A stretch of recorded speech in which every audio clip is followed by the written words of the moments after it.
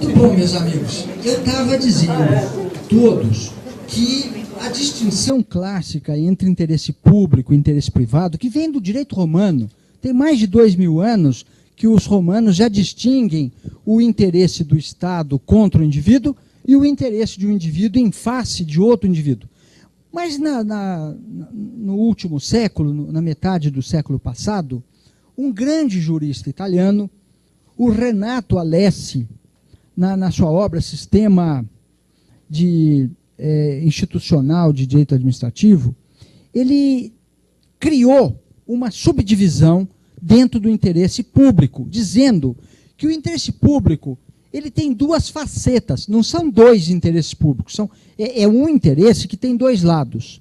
Ele tem o lado que ele chamou de primário e secundário. A palavra primário e secundário, eu não sei nem se ele escolheu bem, porque essa palavra pode dar a sensação de que primário está em primeiro lugar e secundário é menos importante. A distinção não é essa. Não foi isso que ele quis dizer. O que ele quis dizer é o seguinte: o interesse público abstrato, ideal, teórico, o interesse de todos, o interesse de toda a sociedade, ele é primário, como uma abstração. Quando o administrador, em sentido lato, pode ser o prefeito, o presidente da República, ou até o procurador-geral quando administra o Ministério Público, o presidente do tribunal quando administra os recursos orçamentários do Poder Judiciário, todos eles estão administrando. Quando o administrador interpreta o que seria o bem de todos e toma uma decisão, passa a ser interesse público interpretado. Então, o que ele quis dizer em primário e secundário seria interesse público abstrato e interesse público interpretado. Só que ele chamou de primário e secundário. Vamos usar a terminologia dele, que é consagrada. Mas vocês ficam sabendo que o interesse público primário é o bem geral e o interesse público secundário é o interpretado. Aqui no intervalo, uma aluna me perguntou com muita procedência, dizendo que não tinha entendido bem essa distinção. Então eu dei a ela um exemplo que eu acho que pode ser útil a todos. É o seguinte: imaginem que esta aluna fosse a prefeita de uma cidade. E ela tem um orçamento, tem recursos, e dá para fazer um hospital. E ela vai escolher se faz no bairro A ou no bairro B. O interesse público exige que ela faça esse hospital no bairro mais necessitado. Então ela estuda as condições de um bairro, de outro, e toma a decisão. Imediatamente essa decisão é interesse público secundário, porque é a interpretação dela. Se ela estiver certa, significa que a interpretação dela coincide com o interesse de todos. Mas continua sendo secundário, porque é a interpretação dela. Agora, como nem sempre a decisão dela coincide com o interesse público primário, para isso existem as ações populares, existem as ações civis públicas, existe o Poder Judiciário para muitas vezes dizer que o administrador errou. Quando o administrador erra, fica provado que a interpretação dele não coincide com o interesse público primário. Qual é a importância prática dessa distinção? É mostrar que só o administrador é que está vinculado à defesa do interesse público visto pelo administrador. Nós não estamos. O cidadão não está. O Ministério Público não está. O Poder Judiciário não está. Nós podemos agir contra a decisão do administrador toda vez que ele errar. Ou toda vez que nós acharmos que ele errou. Quem vai dizer se ele errou ou não, se ele fez coincidir o interesse público secundário com o primário, será o Poder Judiciário. Isso tudo que eu disse a todos é clássico. Todos os operadores do direito usam no dia a dia a distinção interesse público e interesse privado. E aqueles especializados na área do direito administrativo também usam a distinção interesse público secundário e interesse público primário. Muito bem. Acontece que essa distinção de interesse público e interesse privado, ela tem um vazio entre os dois conceitos. Porque, na verdade, na década de 1970, um outro jurista italiano, Mauro Capelletti, ele andou mostrando para os operadores do direito que existem interesses que são mais do que meramente individuais, mas não chegam a ser interesse de todos. É lógico que existem interesses de grupos de pessoas, classes de pessoas, categorias de pessoas, que são mais do que meramente individuais. Mas, dizia Capelletti, não chegam a ser interesse público.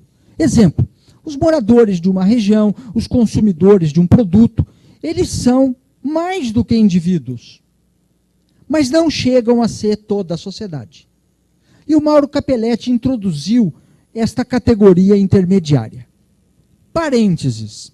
Eu acho que agora vocês devem estar se perguntando, e até com vontade de dizer para mim agora, será que precisava o Mauro Capelletti, 1.700 anos depois, 1.900 anos depois do direito romano, descobrir uma coisa tão óbvia, que entre interesse privado e interesse público existe uma categoria intermediária? Precisava do Mauro Capelletti, um jurista italiano reconhecido no mundo inteiro, descobrir isso? Qual a genialidade dele? Não foi por dizer que há uma categoria intermediária. Isto, até eu que não sou esperto como Mauro Capelletti, qualquer um de nós descobriríamos que há uma categoria intermediária aqui. Qualquer um de nós percebe isto. Qual foi a genialidade dele? A genialidade do Mauro Capelletti foi mostrar que esses interesses intermediários que existem, eles precisavam de uma tutela coletiva diferenciada. Esta foi a genialidade dele. Em 2000 anos de direito romano, ninguém tinha feito isso. Ele disse, há interesses de grupos, há interesses de classe, há interesses de categorias de lesados que não podem ser defendidos pelo sistema do direito público ou do direito privado. Porque são interesses que são de indivíduos, sim, mas eles são compartilhados por classes, categorias ou grupos de lesados que estão na mesma situação. E o sistema clássico não dá solução adequada para conflitos de grupos. Por quê? Pelo sistema clássico, como é que várias pessoas que sofreram dano de consumidor, por exemplo, uma fábrica coloca 1000 automóveis com o mesmo defeito no mercado. Qual é a solução clássica do direito romano? O direito romano não tinha automóvel como nós conhecemos hoje, mas nós podíamos trocar por uma carroça, uma biga romana, aí, feita em série, sei lá. Esse problema poderia acontecer em qualquer época. Mas, qual era o sistema romano? Cada lesado ia procurar a defesa do seu direito. E o que ia acontecer desde o direito romano até hoje? Soluções contraditórias, alguns ganham, outros perdem, mesmo estando na mesma situação, acúmulo de processos, abandono da defesa do direito, muita gente não iria defender direito nenhum, ia preferir não fazer nada, ineficiência da prestação jurisdicional, falta de acesso ao judiciário, ou seja, o sistema não funciona. Não funciona por quê? Porque ele foi concebido para julgar conflitos entre o Estado e o indivíduo, ou julgar conflito de indivíduo para indivíduo. Mas aí entra o Mauro Capelletti. O sistema italiano não foi feito para julgar conflito de massa. Ele não foi feito para julgar o conflito de uma parte da população contra outra parte da população. Ele foi feito para julgar conflito do Caio contra o Tício, ou no máximo de alguns Caios contra alguns Tícios. O sistema não corresponde. O Mauro Capelletti começou a falar isso em 1970. E ele foi ouvido. Ele começou a, não só ele, o nosso procurador-geral, doutor Fernando Grela Vieira, na sua apresentação culta, mencionou que, além do Mauro Capelletti, Vincenzo Vigoriti e outros, Vittorio Denti e tantos outros, eles começaram a mostrar que o sistema clássico era insuficiente, que era preciso começar a estudar novas regras de participação no processo e de solução coletiva da lide. Foi aí que surgiu aqui no Brasil, depois nós em aula mais adiante, nós vamos estudar isso com detalhes, foi aí que aqui no Brasil começou a surgir, primeiro com um grupo de professores da Universidade de São Paulo, depois por um grupo de promotores do Ministério Público Paulista, a ideia de que nós deveríamos criar um processo coletivo. E foi esta a origem da ação civil pública, foi a origem do inquérito civil, foi a origem desta mudança notável que se operou no direito brasileiro nas últimas 2, 3 décadas. Mas tudo começou com Mauro Capelletti. Não por mostrar que há uma categoria intermediária, porque isso até eu descobriria, mas por mostrar que havia necessidade de uma tutela coletiva para essa categoria intermediária, o que provavelmente poucos de nós perceberiam. Ou talvez demorasse mais tempo para perceber, porque a situação do congestionamento da justiça estava chegando a um ponto que alguma solução precisava ser tomada. E esta é uma das soluções, é o processo coletivo, que ainda não está bem compreendido pelos tribunais. Por quê? Porque os tribunais são compostos de juízes que não aprenderam isso na faculdade, que não trabalharam com isto na sua atividade funcional. São pessoas que, quando forem substituídas por novas gerações, como os senhores, vão levar uma nova visão do processo coletivo. Os juízes hoje se revoltam contra a defesa coletiva do contribuinte, por exemplo. Errados estão os juízes. O contribuinte precisa ser defendido coletivamente quando o interesse dele for igual ao do grupo. Porque senão vai acontecer o que acontece na questão do consumidor, do meio ambiente, decisões contraditórias, ineficácia do sistema, assoberbamento do poder judiciário e abandono da defesa do direito por muitos lesados.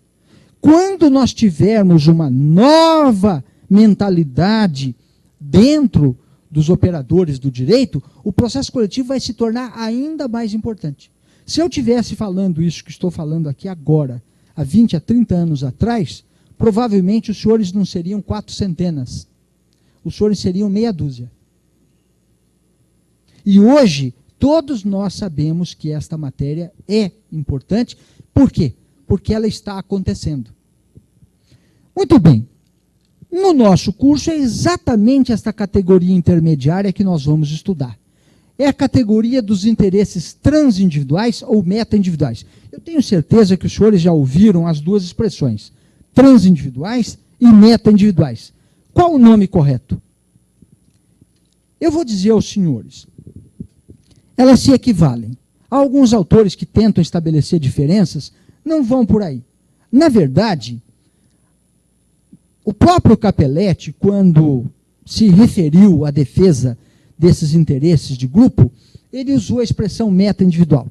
Mas a expressão meta-individual, para os puristas, ela não é uma expressão muito feliz, porque ela é composta de radical latino e prefixo grego.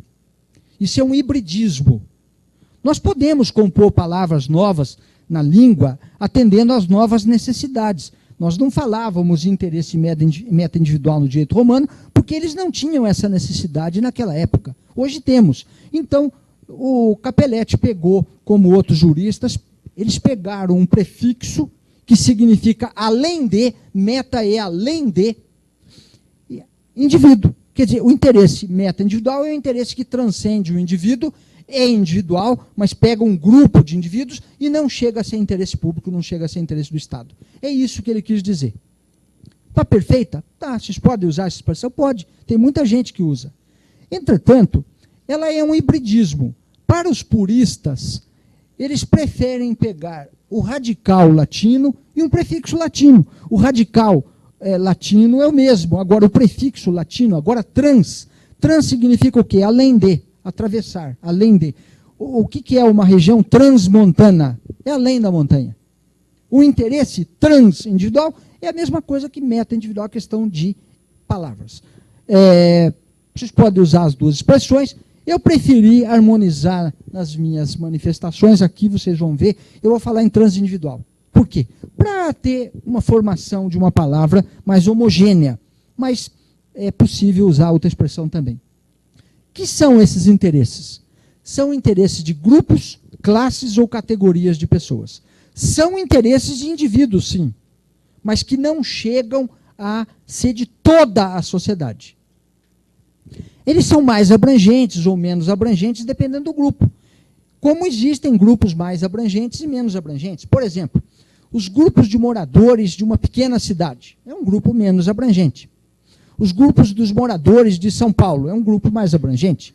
Os grupos de consumidores de leite, é um grupo mais abrangente. Os grupos de consumidores de automóvel Rolls-Royce, é um grupo menor.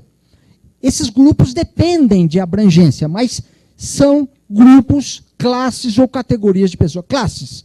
Os advogados, uma classe, eles têm interesse de classe. Os promotores, os estudantes, os trabalhadores rurais. São classes de pessoas, são grupos ou categorias de lesados. Por que regras próprias para a defesa desses interesses? Porque tem peculiaridades. Peculiaridades. Que peculiaridades? Primeira peculiaridade. Como é que eu ponho todo o grupo no polo ativo do processo? Como é que eu posso pegar os consumidores de leite do Brasil e pô-los no polo ativo de um processo? Não dá. Como é que eu posso distribuir um dano, a indenização, para um grupo indeterminado? Não dá. Então, eu sou obrigado a reconhecer que o processo coletivo tem peculiaridades. É por isso que tem regras próprias para a sua defesa. São essas regras que nós vamos estudar. Bom, vamos ver quais são esses famosos interesses transindividuais ou meta-individuais. São interesses de grupo, classe ou categoria de lesados. Exemplos. São exemplos clássicos. Guardem esses exemplos, que são exemplos que podem estar sempre presentes na nossa cabeça. Os moradores de uma região em matéria ambiental. Eles são interesses transindividuais. Em matéria ambiental, eles formam um grupo, uma classe ou uma categoria de lesados. Os consumidores do mesmo produto. Eles podem, tanto os moradores de uma região quanto os consumidores de um produto, eles podem ter idades diferentes, eles podem ter capacidade econômica diferente, eles podem ter profissões diferentes, mas em alguns pontos eles são homogêneos, eles são uniformes. Os moradores de uma região podem ser ricos ou pobres, mas se tiver uma poluição que contamine aquela região, todos vão ser atingidos, ricos ou pobres. Os consumidores do mesmo produto podem ser moços, podem ser velhos, mas se aquele produto estiver contaminado, pode matar a todos ou pode causar lesões a todos. Os trabalhadores da mesma fábrica, tem os que ganham mais, tem os que ganham menos, tem os que são do turno da noite, os turnos da manhã, tem muitas diferenças entre eles, mas no que diz respeito à segurança do trabalho, o proveito é de todos. Não é? Vocês imaginem uma pedreira que não dê para os seus trabalhadores o equipamento de proteção individual. Isto é uma coisa que causa danos a todo o grupo. Os alunos do mesmo estabelecimento, os sócios da mesma empresa, esses são os exemplos clássicos de interesses transindividuais. Quanto a eles, a conveniência social na sua defesa coletiva. Se eu falar qual a conveniência? A conveniência é que, se nós obrigássemos cada morador da região, cada consumidor de um produto, cada trabalhador da fábrica, a contratar um advogado e entrar na justiça, nós sabemos as consequências que isso provocaria. Decisões contraditórias, uns ganham, outros perdem, uns não vão poder custear o processo, outros vão, uns vão conseguir fazer prova, outros não vão conseguir. Os juízes também, mesmo que a prova fosse igual, cada juiz, cada cabeça uma sentença. Tem gente que ia ganhar, tem gente que ia perder, estando na mesma situação de fato. O que leva a uma injustiça inaceitável, que leva a um descrédito no Poder Judiciário, nas funções de todos nós. Não é só o Poder Judiciário que sofre com isso.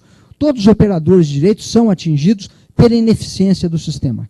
Há uma conveniência social muito grande em que o grupo seja defendido de maneira coletiva, porque assim, numa única ação, eu consigo representar ou substituir todo o grupo lesado, eu consigo fazer uma só prova, e eu consigo obter que aquela sentença beneficie todos os lesados, mesmo aqueles lesados que não contrataram advogado e jamais compareceram ao processo. Esta é a conveniência social em que eles sejam defendidos de maneira coletiva. Vamos ver, então, a distinção entre esses interesses. Esses interesses eles foram distinguidos pelo Código de Defesa do Consumidor em 1990 em 3 categorias. Ou são difusos, ou são coletivos, ou são individuais homogêneos. Como distinguir se o interesse é difuso, se ele é coletivo ou se ele é individual homogêneo? Vocês vão falar assim, mas e por que distinguir? Qual a utilidade de fazer essa distinção? Eu não posso chamar tudo isso de interesse transindividual? Pode. Em algumas circunstâncias eu posso chamar de interesse transindividual.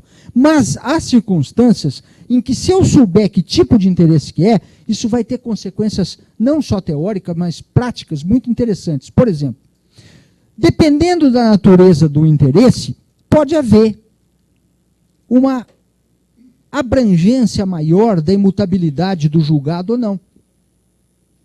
Porque se o interesse for, por exemplo, individual homogêneo, eu estou trabalhando com grupos mais determinados de pessoas. E se eu estiver trabalhando com interesse difuso, o interesse alcança um grupo indeterminável de pessoas. Isso tem consequências na hora de propor o pedido, de fazer o pedido, na hora de julgar o pedido e na hora da execução. Até para saber o destino da indenização. Então, essa distinção aqui não é uma distinção apenas teórica, ela é teórica. Mas ela tem consequências práticas extremamente importantes no que diz respeito à propositura da ação, à formulação correta do pedido, ao julgamento correto do pedido, à intervenção de terceiros. Há consequências dependendo do interesse ser difuso, coletivo ou individual homogêneo. Então, já que há conveniência em distinguir esses interesses, nós precisamos de ter um critério para distingui-los. E o critério é muito fácil. Tem gente que tem dificuldade e trata esses interesses, às vezes, principalmente o coletivo individual homogêneo, eu tenho visto gente tratar um pelo outro. E eles são muito diferentes. E dá perfeitamente para distingui-los, e é extremamente prático e útil distingui-los. Eu posso, para distingui-los, usar 2 características básicas para distingui-los. E é muito simples, são 2 características que todos os senhores são capazes de identificar. Não é preciso grande esforço para distinguir as características. Eu faço simplesmente 2 simples perguntas. Primeira pergunta: o grupo de lesados, eu posso determinar o grupo? Sim ou não? Não é uma pergunta tão difícil. Eu examino o grupo. É um grupo de consumidores, é um grupo de estudantes de um colégio, é um grupo de moradores de uma região. Eu posso determinar o grupo? Depois, como determinamos o grupo, outra história, nós vamos chegar lá. Mas eu posso determinar o grupo? Posso ou não posso? É uma resposta relativamente simples. Segunda pergunta que eu faço para mim mesmo. O interesse que está sendo pretendido por esse grupo, eu posso quantificar e dividir um pouquinho para cada um dos integrantes do grupo? Também é uma pergunta que não é nada absurda nem nada complexa. É uma pergunta relativamente possível de ser respondida, bastando examinar a natureza do interesse e o tipo do pedido que está sendo feito. Se eu fizer essas 2 perguntas, eu simplesmente consigo classificar qualquer interesse transindividual. Então, eu aqui elaborei um pequeno quadro que vocês que estão aqui e os que estão nos ouvindo pela internet, nos vendo pela internet, os senhores podem reproduzir em casa, até sem mesmo olhar este slide. É um quadro simples, é um retângulo. E eu dividi esse retângulo em 4 colunas. Na primeira coluna é onde eu vou dizer qual é a natureza do interesse. Se é difuso, se é coletivo e individual homogêneo. Esta é a primeira coluna. A segunda, a terceira e a quarta coluna, por enquanto, estão em branco, vão ser preenchidas à medida que eu exponho. A segunda coluna é para eu identificar a determinabilidade ou não do grupo lesado. A terceira coluna é para eu identificar a divisibilidade ou não do objeto pretendido. E a última coluna se destina a determinar a origem da lesão.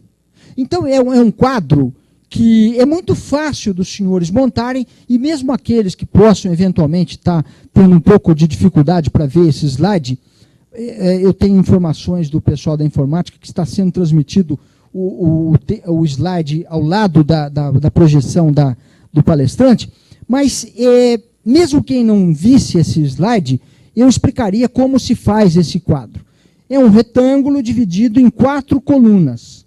A primeira coluna se destina à natureza do interesse.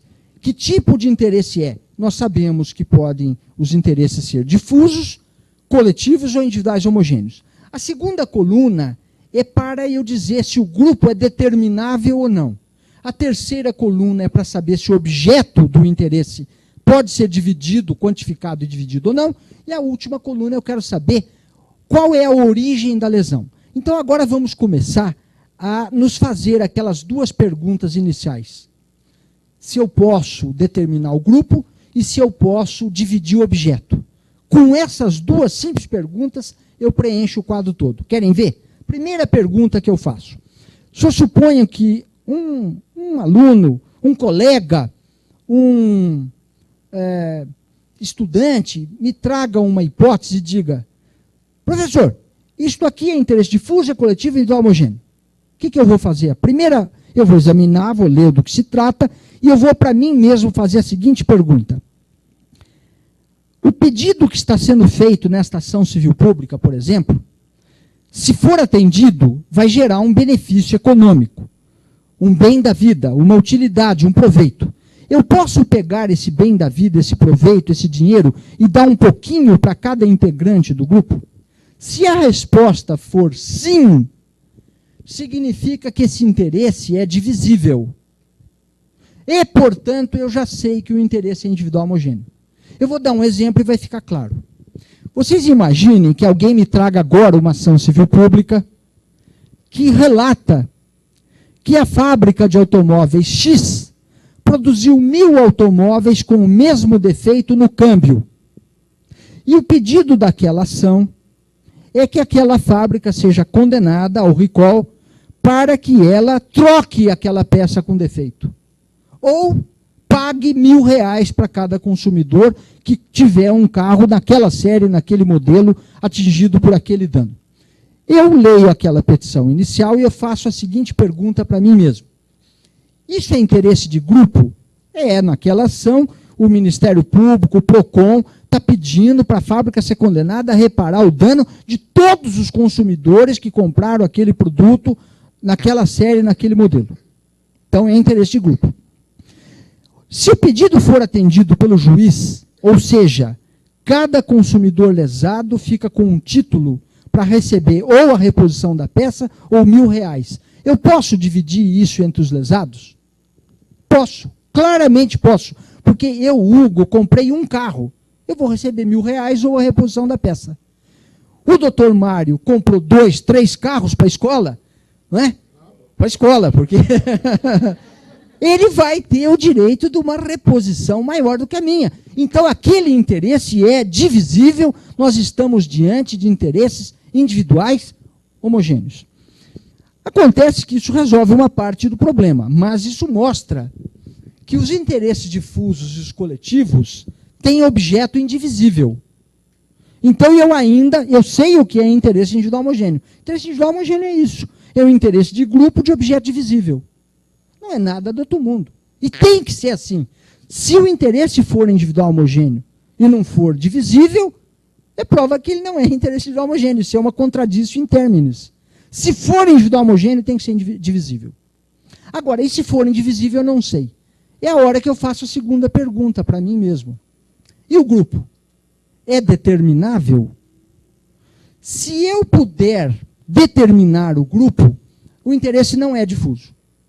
Mas, se o grupo for indeterminável, o interesse é difuso. Já determinei o segundo. Vamos exemplificar também. Vocês imaginem uma propaganda enganosa que seja divulgada hoje na televisão.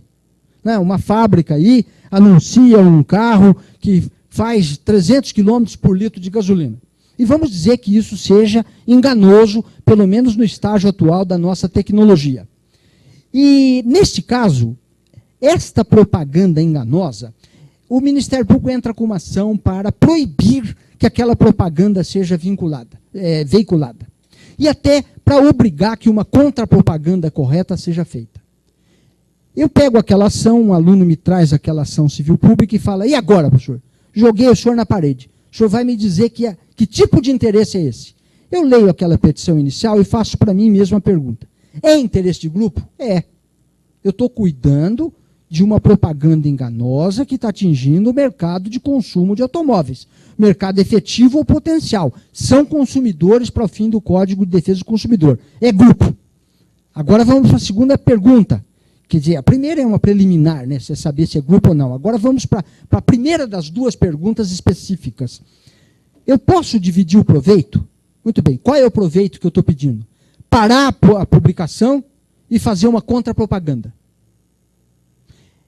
Parar a publicidade enganosa e fazer a contrapropaganda. Eu posso dividir esse proveito entre cada lesado? Não. É indivisível aquele bem da vida. Eu não posso quantificar e dar um pouquinho da proibição para cada lesado. Então, se é indivisível, não é individual homogêneo. Vamos ao grupo, que é a segunda pergunta, que é específica, é saber se aquele grupo que vai ser beneficiado com aquela sentença, se é um grupo determinável ou indeterminável. O grupo de indivíduos que está atingido pela propaganda enganosa, eu posso determinar o grupo? O que vocês acham? Não, eu não posso determinar o grupo. Porque vocês vão falar, não, é só consumidor daquele produto. Eu não sei quem é consumidor daquele produto. Por enquanto, é uma propaganda enganosa. A propaganda enganosa atinge todos nós. Mesmo que a gente não queira comprar aquele produto. Porque a gente é consumidor potencial. Pode ser que hoje eu não queira, mas pode ser que aquela propaganda fique dentro de mim, germinando, crescendo. Um dia, daqui a 1 mês, 2 meses, 3 meses, eu vou comprar um produto, eu vou me lembrar que tem um carro que faz 300 km por litro de gasolina e eu vou atrás daquele carro. Eu também fui atingido pela propaganda. Mas eu não tenho como, autor da ação, quantificar o grupo lesado, dizer qual é o tamanho do grupo. Se eu não posso determinar o tamanho do grupo, o interesse é difuso. Vocês vejam que o interesse difuso tem 2 características a essa altura. Ele é indivisível e o grupo é indeterminável. Com isto, eu já sei o que é interesse individual homogêneo e o que é interesse difuso. Os senhores vão falar, então eu também já sei o que é interesse coletivo. É verdade. Vocês, com 2 características, vocês já fecharam o quadro inteirinho. Eu vou continuar preenchendo o quadro só por rigor sistemático, mas já é desnecessário. Vocês já liquidaram os 3 tipos de interesse.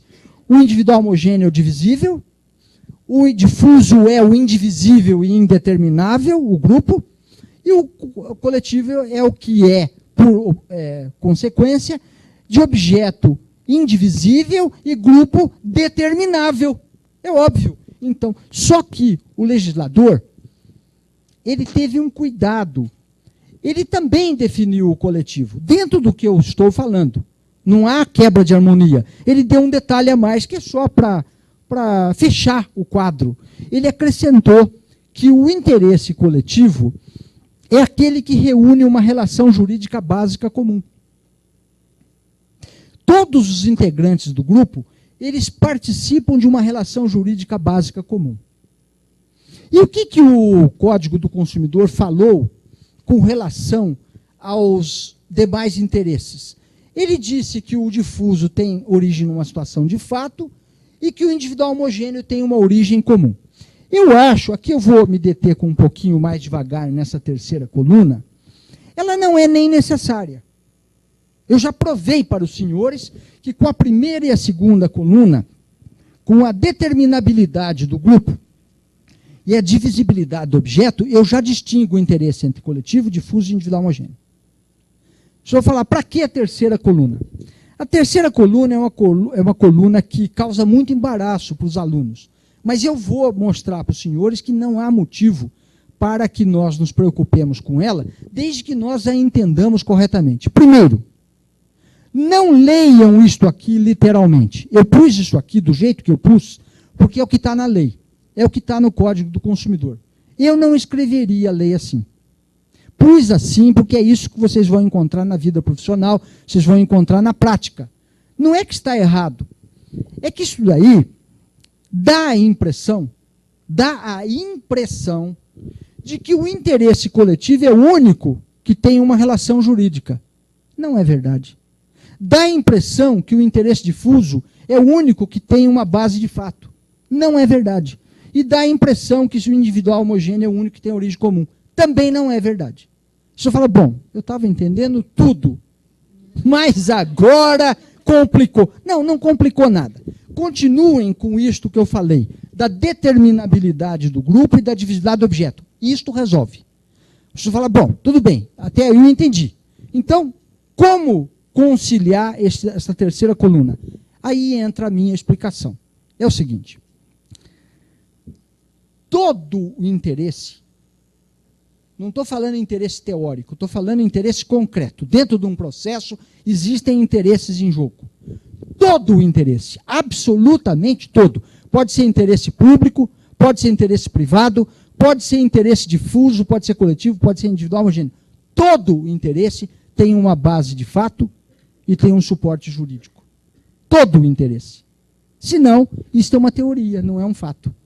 Vamos pegar, por exemplo, o interesse de punir do Estado. Tem uma morte. Tem um autor que matou uma vítima. Isso é um fato. E há uma relação jurídica. Qual é a relação jurídica? É proibido matar. E ele matou. Há um fato e há uma relação jurídica. Vamos pegar o direito privado. Caio não quer pagar um cheque para o Tício, e o Tício processa. Há um fato, o não pagamento. Há um fato, há um título de crédito não pago. E há uma relação jurídica, a lei cambial. Peguem o interesse, vamos pegar o difuso, Propaganda enganosa. A fábrica é condenada a fazer uma contrapropaganda e a suspender a propaganda enganosa. Existe um fato? Lógico que existe. A publicidade enganosa é um fato. Existe uma relação jurídica? Lógico. O Código do Consumidor proíbe a propaganda enganosa. Vamos pegar outro exemplo de difuso. A poluição atmosférica. É um fato. Todo mundo só vê o fato, a poluição atmosférica. E a relação jurídica existe? É lógico que existe. A lei nos dá direito ao meio ambiente sadio e ecologicamente equilibrado. Essa é uma relação jurídica. Está na Constituição, está na lei da Política Nacional do Meio Ambiente, está na lei que disciplina as relações ambientais. Então, como eu vou dizer que não há um fato e uma relação jurídica no difuso? No individual homogêneo, existe fato? A fábrica coloca 1000 carros com defeito no mercado. Qual o fato? O fato é que meu carro está dentro do lote com defeito. Isso é fato. E a relação jurídica, lógico. O vendedor, o produtor, responde pelo vício do produto. Vocês vão falar, pera, melhorou um pouco, mas eu ainda continuo não entendendo para que a terceira coluna. Eu repito, a terceira coluna não é necessária. Eu, com a divisibilidade do objeto e a determinabilidade do grupo, eu já distingo o interesse individual homogêneo, o difuso e o coletivo. Vocês vão falar, bom, estou quase convencido, falta só uma coisa. Então, o que é o interesse coletivo especificamente? E vamos a um exemplo. Aí entra o que o legislador quis dizer com a relação jurídica. Ele não quis dizer, por isso que eu acho que ele não foi muito feliz em dizer relação jurídica, ele dá a impressão, parece que ele quis dizer que só o interesse jurídico é que tem, só o interesse coletivo é que tem relação jurídica. Não é isso que ele quis dizer. O que ele quis dizer é que, no interesse coletivo, o problema que o juiz vai ter que resolver está na relação jurídica. Enquanto no problema do consumidor, o problema é a poluição. É uma situação de fato. No individual homogêneo, o que está ligando o grupo é a origem comum da lesão. No interesse coletivo, é a relação jurídica que o juiz vai ter que resolver de maneira uniforme para os integrantes do grupo. Eu vou exemplificar e aí a luz vai se fazer. Os senhores imaginem que nós, todos nós, saiamos daqui da nossa agradável reunião e vamos a um banco. Faz de conta que nós tenhamos conta no mesmo banco, o Banco X. E nós assinamos um contrato de cheque especial, um contrato de adesão. Ou vamos dizer que todos nós resolvamos ir numa concessionária e entrar num consórcio de automóvel e nós entremos no mesmo grupo e assinemos um contrato de adesão. Vamos supor que nesse contrato de adesão, seja no banco, seja na concessionária, seja numa seguradora, vamos dizer que haja uma cláusula abusiva. E vamos dizer que o Ministério Público propõe uma ação civil pública para obter do juiz a declaração de nulidade da cláusula abusiva. Aí um aluno chega para mim e me traz essa petição inicial. E eu vou fazer aquele joguinho. A primeira pergunta teórica é interesse de grupo. Se o Ministério Público estiver pedindo a nulidade da cláusula para todos os consorciados, para todos os assinantes do cheque especial, para todos os que estão na mesma situação, é interesse de grupo. Aí eu vou fazer as duas perguntinhas específicas. Eu posso dividir o proveito? O proveito é a nulidade da cláusula. Eu posso dividir, vamos dizer que são 30 pessoas, 300 pessoas que assinaram aquele contrato. O juiz vai declarar nulo o contrato naquela cláusula, aquela cláusula vai ser declarada nula para 300 pessoas. O proveito que está sendo pedido na ação, eu posso quantificar e dar um pouquinho para cada um dos 300? Não. Não posso dar 1% da nulidade para o João, 1% para o José, 1% para o Antônio. Não, ele é igualmente nulo para todos os integrantes do grupo. O grupo é determinável ou indeterminável? É determinável. Só quem assinou aquele contrato de adesão é que viu a declaração da nulidade. Se o juiz proibir aquela cláusula para contratos futuros, eu estou pegando o grupo indeterminável, e aí é difuso. Mas se o juiz anular aquele contrato para quem assinou, aí o grupo é determinável, aí não é difuso. E como não é divisível o interesse, como é que nós todos chamaríamos esse interesse? Interesse coletivo. O que é um interesse coletivo, portanto? O interesse coletivo é um interesse transindividual, é um interesse de grupo. É um interesse que não pode ser dividido entre os integrantes do grupo. Não pode ser quantificado, eu não posso dar uma porcentagem, uma parte para cada um. Eu não posso eu posso determinar o grupo lesado. No interesse coletivo, é um grupo determinável. Porque se fosse indeterminável, eu cairia no difuso. E mais do que isso, agora é que vem a razão de ser da terceira coluna.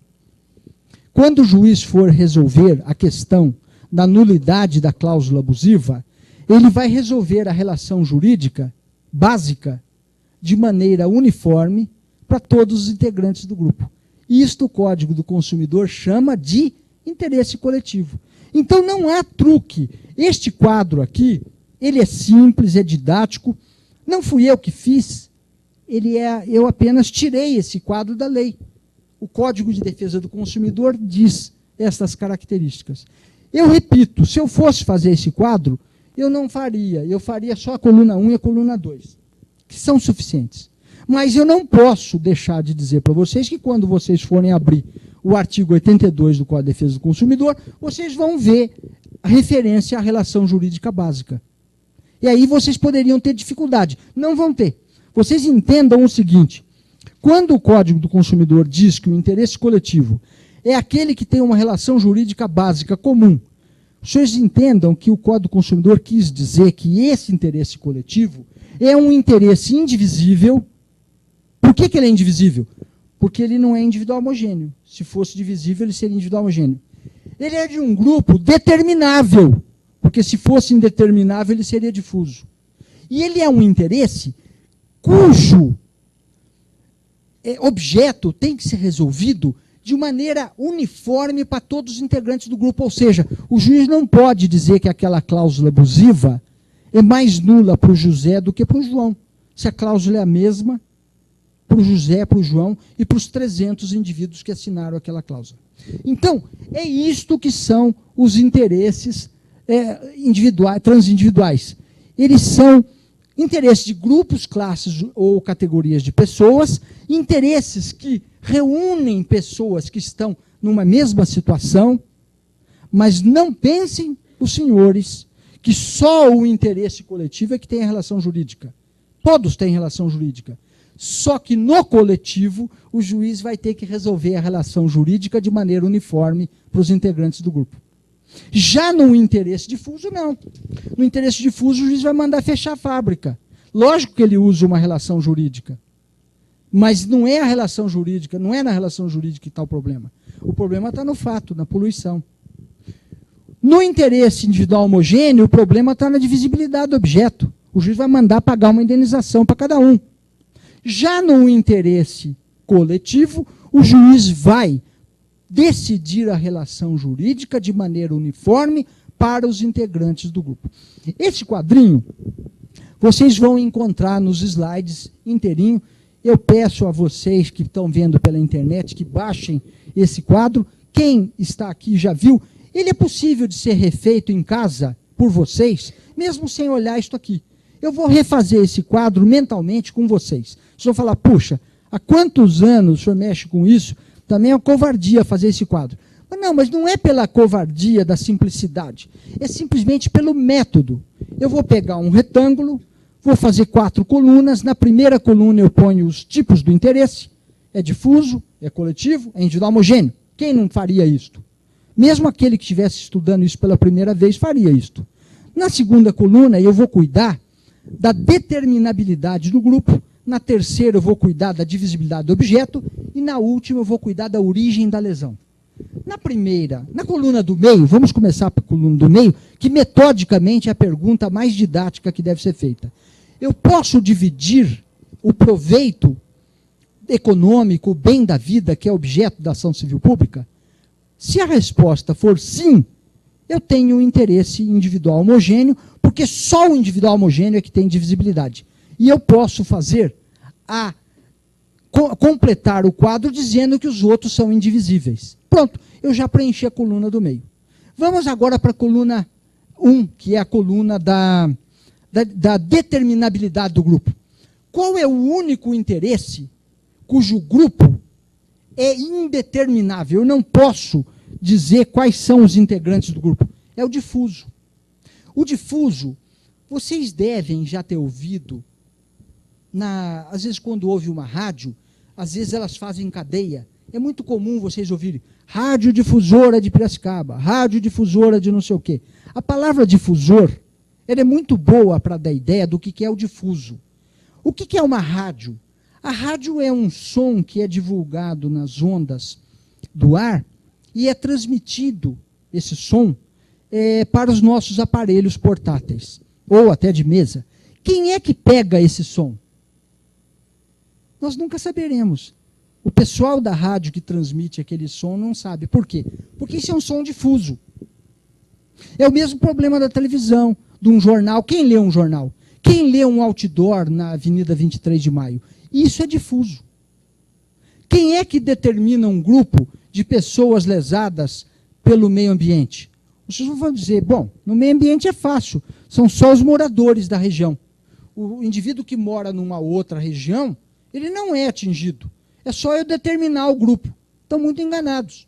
Eu não posso determinar um grupo de uma lesão ambiental. Sabem por quê? Porque os moradores de uma região não são determináveis.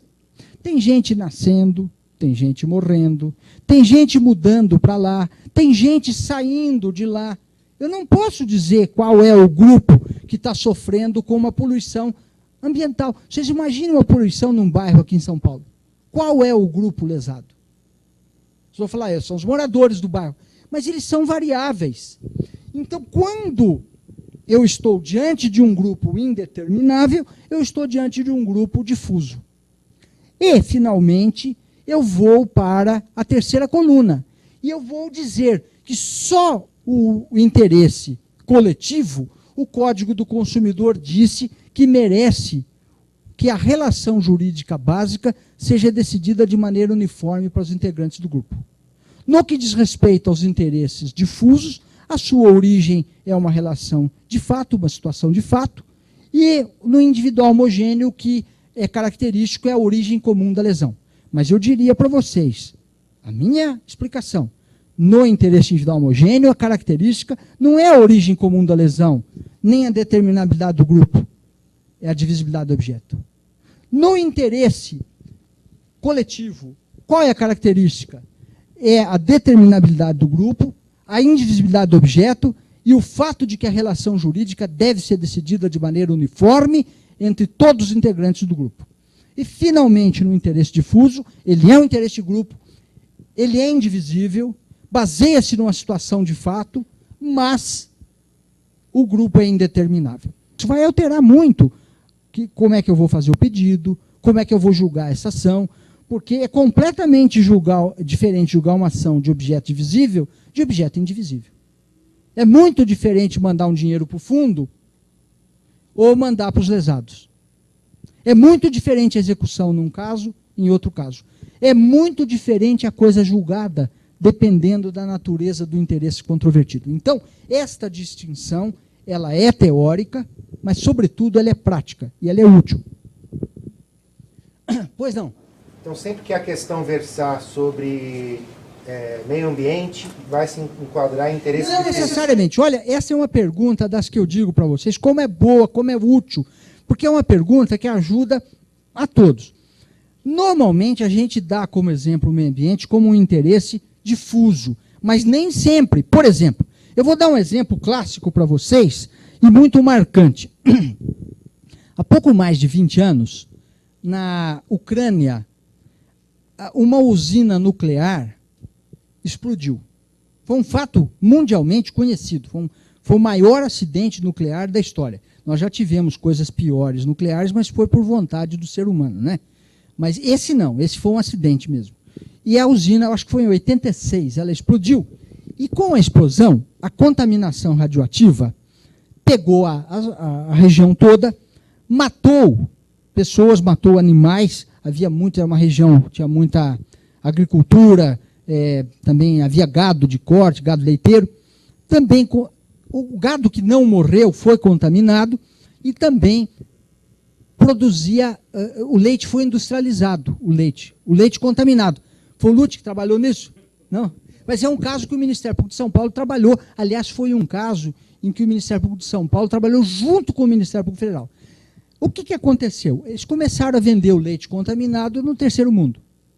Os países do primeiro mundo não quiseram receber o leite contaminado da explosão nuclear da Ucrânia. Mas vejam, esse acidente é um belo exemplo do quê? Aí houve lesão a interesses individuais homogêneos e difusos. Querem ver por quê? Vamos dizer que esse acidente tivesse ocorrido no Brasil.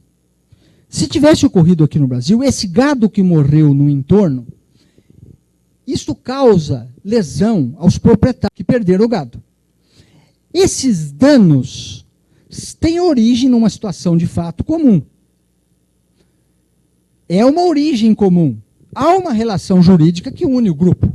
Mas o que caracteriza mesmo esta lesão é a divisibilidade do objeto.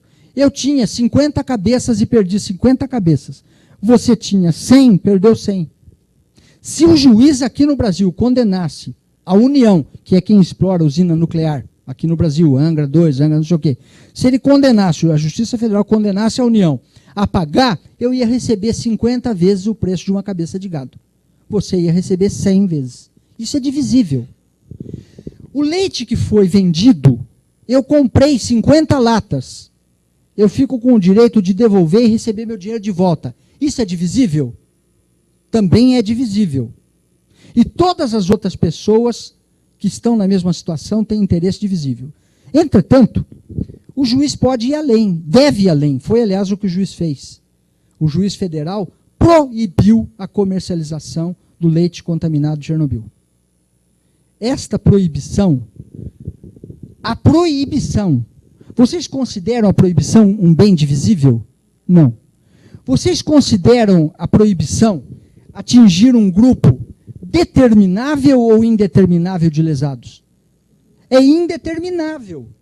O interesse é difuso. Então, respondendo objetivamente a sua pergunta, a mesma situação de fato pode provocar danos de mais de uma categoria. Nós vamos ter que examinar o caso concreto e ver que tipo de interesses decorrem daquela conjunção fato-norma. Mas não se preocupem com o problema só da relação jurídica. Diga, Valério. Voltando àquele seu exemplo do contrato de adesão no banco, se a ação for destinada à nulidade do contrato pela abusividade da cláusula para os futuros contratantes, para os atuais contratantes e uma condenação genérica por indenização por dano moral. Excelente exemplo. Eu vou repetir para que talvez o pessoal da internet não tenha pego a sua pergunta, que é muito elucidativa. O promotor de justiça, doutor Eduardo Valério, trabalha no consumidor, colocou uma questão extremamente interessante. Naquela questão do contrato de adesão abusivo com uma cláusula abusiva, se na ação o membro do Ministério Público, o PROCON, uma associação civil, pede a nulidade da cláusula para todos os que assinaram, uma indenização, um valor divisível para aqueles que sofreram um prejuízo, e também a proibição para que aquela cláusula não conste em contratos futuros, vocês veem aí mais de um tipo de interesse. Vamos ver quais são. A proibição para constar em contratos futuros é nitidamente interesse difuso, porque abrange um grupo indeterminável de lesados. A anulação para quem assinou o contrato é nitidamente uma relação jurídica básica, que tem que ser resolvida. Desculpe. É uma relação jurídica que tem que ser resolvida de maneira uniforme para todos os integrantes do grupo. A anulação do contrato para quem assinou o contrato é interesse coletivo. Não é divisível, não é um proveito quantificável. Agora, uma eventual indenização que seja dada para os lesados é divisível. Então, nesta ação, o doutor Valério faria um pedido que envolveria até os 3 tipos de interesses transindividuais. Vamos agora guardar, eu peço a vocês para guardarem 3 exemplos, não precisa mais do que isso, que são exemplos emblemáticos, que nós vamos usar sempre. Pensem nos moradores de uma região em matéria de defesa do meio ambiente. Normalmente vocês vão estar pensando em interesses difusos. Nem sempre. Temos o caso do leite contaminado de Chernobyl, que também pega indivíduos determinados. Mas normalmente uma questão ambiental, ela pega interesses difusos. Nem sempre, mas é o mais comum. Pensem no contrato de adesão. Normalmente o contrato de adesão vai pegar uma relação jurídica básica ou interesse coletivo. Nem sempre, como o doutor Valério acabou de colocar. Nós podemos ter um contrato de adesão que envolva também interesse difuso ou interesse individuais homogêneo. Mas, normalmente, se eu ataco uma cláusula num contrato de adesão para beneficiar um grupo determinado de lesados, eu estou mexendo com o interesse coletivo. E, finalmente, se eu tenho uma série de um produto com um defeito e eu estou pedindo a reposição do dano ou uma indenização para os lesados, eu estou mexendo com o interesse individual homogêneo. 3 exemplos clássicos, emblemáticos, que ajudam a gente a memorizar e a compreender o mecanismo. Grupo lesado em matéria ambiental, normalmente é difuso. Contrato de adesão com cláusula que vai ser anulada para um grupo determinável, eu estou mexendo com o interesse coletivo. E interesse divisível, como numa série de um produto em série, eu estou mexendo com o individual homogêneo. Você falou sobre promover a ação como contribuinte. No famoso caso do confisco, como é que você encaixaria essa ação que não foi proposta, que devia ter sido? Né? Pois é, há uma resistência. O doutor Mário coloca um problema sério. Como defender o contribuinte? Há uma tendência dos tribunais em entender que o contribuinte só pode ser defendido se for consumidor. Todo tributo que é abstrato e que não depende de uma contraprestação específica, como são os impostos propriamente, eles estariam fora da proteção. Não é correto, nós vamos minudenciar isto na nossa exposição. Todos os motivos que justificam a defesa coletiva também existem na defesa do contribuinte e, dependendo do pedido que seja feito na ação, por exemplo, se o pedido for feito para para devolver um imposto que foi cobrado, uma taxa que foi cobrada a mais. Taxa tem sido aceita, porque a taxa é uma contraprestação. Nesse caso, entende-se que o interesse é individual homogêneo. Se for para atacar lançamentos futuros, aí entra uma outra complexidade na solução do problema, que é estabelecer limites entre a ação civil pública e a ação direta de inconstitucionalidade. Porque se o fundamento for a inconstitucionalidade do tributo, aí entra uma outra questão que nós precisaremos abordar um pouco mais adiante. Mas, teoricamente, é possível defender o contribuinte? Sim, é possível defender o contribuinte. Os tribunais não têm aceito, a não ser quando o contribuinte seja consumidor. Eu vou aqui, muitas vezes, dar para vocês opiniões minhas. Sempre que a minha opinião coincidir com a opinião majoritária ou predominante, eu não vou fazer ressalva nenhuma. Toda vez que eu for dizer uma coisa a vocês que não coincide com a opinião dos tribunais, eu esclarecerei vocês. Esse é um dos pontos. Eu acredito que ainda precisa haver uma evolução da jurisprudência dos tribunais para que os tribunais acabem admitindo algumas modalidades de defesa do contribuinte, não para atacar a lei em tese, porque a ação civil pública não é o caminho para isto. Não é mesmo. Mas para defender o contribuinte, há hipóteses claras, perfeitas, em que o contribuinte pode e deve ser defendido. E eu vou dizer uma coisa para vocês. É um parênteses. Eu sou um velho lutador. E acho que todos nós somos. Alguns moços lutadores, mas alguns mais velhos. Eu nunca desanimei de lutar por teses jurídicas que são corretas. A gente sabe quando uma tese é correta. Por que foi criada a defesa coletiva? Por quê? Porque a defesa individual é inviável. Ela inviabiliza a defesa do direito. O processo coletivo foi criado para dar acesso à justiça. Este caminho está certo. Não adianta os tribunais negarem, eles vão reconhecer isso. É questão de nós continuarmos lutando. Outras lutas foram travadas. Há 15, 20 anos, a maioria dos tribunais, incluindo o Tribunal de Justiça de São Paulo e o STJ, não aceitavam que o Ministério Público defendesse o patrimônio público. Vocês vão ficar chocados, não é? É verdade, eu estou falando para vocês. Eles não aceitavam, eles diziam que o Estado tem advogado, que o município tem advogado e o Ministério Público não é mais advogado do Estado, nem do município, nem da União. E o Estado é que defende o patrimônio público. O Ministério Público respondia perfeitamente, o Estado tem seus advogados, só que muitas vezes o dano é causado pelo administrador, que nomeia o Procurador-Geral do Estado, o Procurador-Geral do município, o Procurador-Geral da autarquia, e não deixa a máquina agir contra ele. Nesse caso, o cidadão pode agir por ação popular. E o Ministério Público pode agir por ação civil pública. Perdíamos muitas ações aqui em São Paulo e até no STJ. Até que o caso foi parar no Supremo e num julgamento plenário, o Supremo finalmente falou: o Ministério Público pode defender o patrimônio público. Eles simplesmente leram o que está escrito no artigo 129, número 3 da Constituição. Mas levamos mais de 10 anos para conseguir o reconhecimento de que o Ministério Público podia defender o patrimônio público. Não lhe parece óbvio? Se o cidadão sozinho pode defender o patrimônio público pela ação popular, o Ministério Público, que é a sociedade, é o braço da sociedade, às vezes até contra o Estado, não podia. Então a gente não pode desistir. Eu, às vezes, digo para vocês, olha, o tribunal não reconheceu ainda que o contribuinte precisa ser defendido por ação civil pública. O ainda está bem colocado, porque vai reconhecer.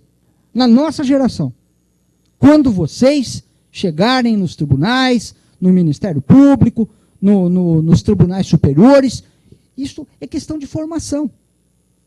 A primeira vez que o Supremo Tribunal Federal reconheceu que o Ministério Público podia defender patrimônio público, ele, inclusive, não fez sequer a distinção teórica correta entre os interesses transindividuais. Por quê? Porque naquele tempo a matéria ainda era nova. Mas a jurisprudência está evoluindo, a jurisprudência está crescendo. Nesta época, se vocês fossem consultar na internet, no Supremo Tribunal Federal ou no Superior Tribunal de Justiça, quais eram os acórdãos que mencionavam a ação civil pública, tinha 2 ou 3 por ano. Hoje tem 2 ou 3 por dia. Isto é uma mudança. E nós estamos fazendo parte dela. Nós temos um papel nessa mudança. Muito bem. Na prática, se vocês estiverem com um processo na frente de vocês, ou uma questão de exame de concurso, ou um inquérito civil, e vocês tiverem que saber qual a natureza do interesse transindividual que está na frente de vocês, vocês têm que responder as seguintes questões. É só recapitulação para fechar.